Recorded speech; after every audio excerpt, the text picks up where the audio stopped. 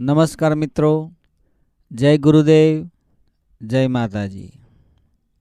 મિત્રો, કુળદેવીને પૂજવા છતાંય ઘરમાં દુઃખ કેમ રહે છે?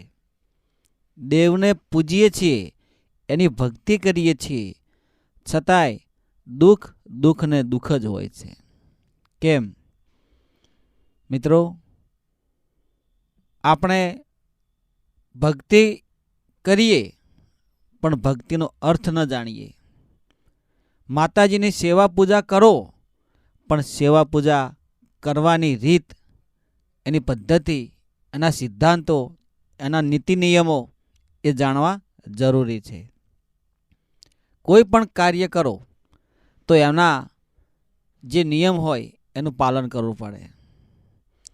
જેવું કાર્ય એવા નિયમો હોય અને એ નિયમ પ્રમાણે તમે કરો, એની રહેણી કહેણી પ્રમાણે તમે કરો તો એમાં તમને સફળતા મળે. દુઃખ આવે નહીં. કોઈ પણ કાર્ય હોય, નોકરી હોય તો નોકરીની રીતે કરાય, ધંધો હોય તો ધંધાની રીતે કરાય, તમારું જીવન હોય તો જીવન જીવવાની કળા તમારે જાણવી પડે. દરેક ક્ષેત્રમાં બધા નિયમો હોય, નીતિ નિયમો હોય, રહેણી કહેણી હોય, બધી રીતે તમારે એનું ધ્યાન રાખવું પડતું હોય છે. ત્યારે જ તમે શુભ ફળની પ્રાપ્તિ કરી શકો છો. હવે વાત કરીએ કે માતાજીને પૂજવા છતાંય દુઃખ કર્મ કેમ પડે છે. જે તે દેવ આપણે પૂજતા હોય તો દુઃખ કેમ પડે? તો મિત્રો,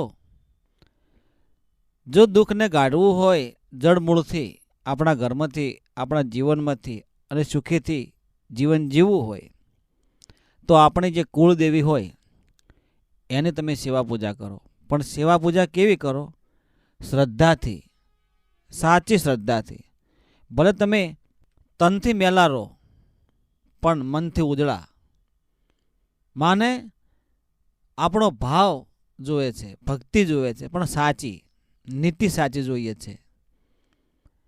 દુઃખ એટલા માટે પડવા લાગે ઘરમાં કે આપણા જે પૂર્વજો હોય, આપણા જે વડીલો હોય, એ લોકોએ માતાજીને કઈ રીતે નિવેદ કર્યા હોય.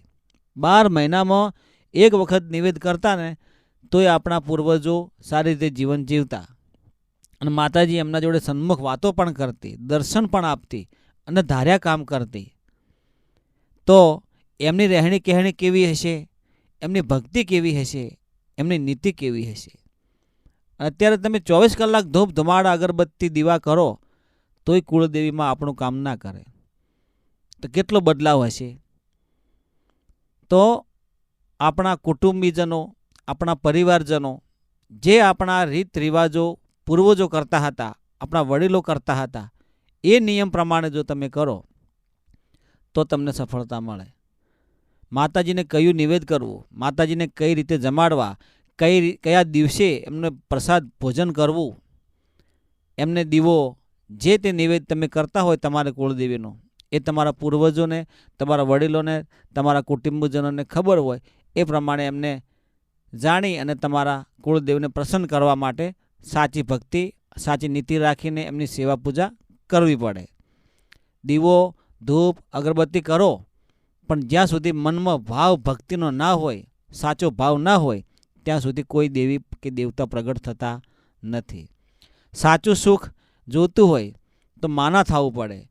હે માં, તારે તોય તું ને મારે તોય તું. હવે તો તારણહાર જ માં તું છે, મારો રુદિયાનો રામ માં તું જ છે. તમે જે કરશો એ પ્રમાણે હું કરીશ.